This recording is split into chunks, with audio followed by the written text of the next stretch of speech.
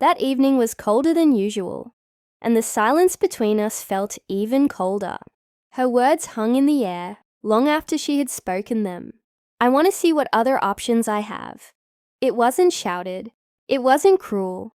It was quiet, calm, almost thoughtful. But it hit me harder than any scream could have. I remember just nodding, saying, "Okay, then I'll do the same," trying to sound strong. But inside, I was already breaking apart. The next few days were strange. We lived in the same house, but walked around each other like strangers. The coffee pot still brewed in the morning.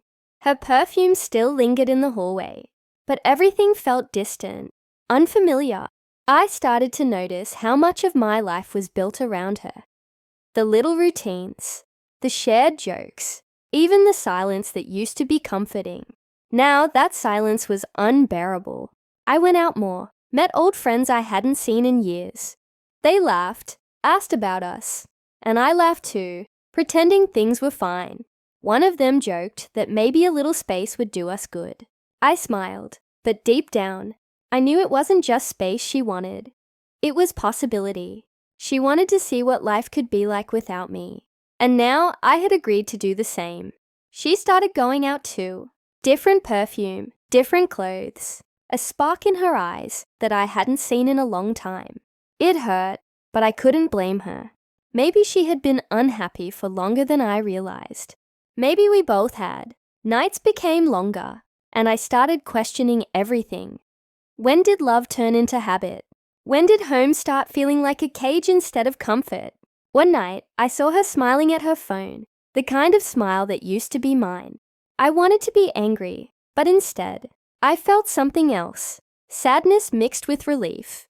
Because in that moment, I realized she was searching for something that I couldn't give anymore. And maybe I was too. Weeks passed, and options became realities. We spoke less and less. Meals turned into leftovers, laughter into silence.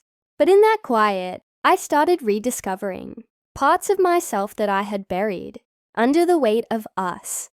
I learned to enjoy being alone again, to breathe without waiting for someone to match my rhythm.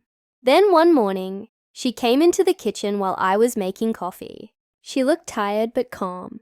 "I think I've seen enough," she said softly. I looked at her, unsure what she meant. Had she found someone else? Or had she realized that what she was looking for was something we already had, but lost sight of? I didn't ask. I just poured her a cup and slid it across the counter, the way I used to. For a moment, it felt like old times.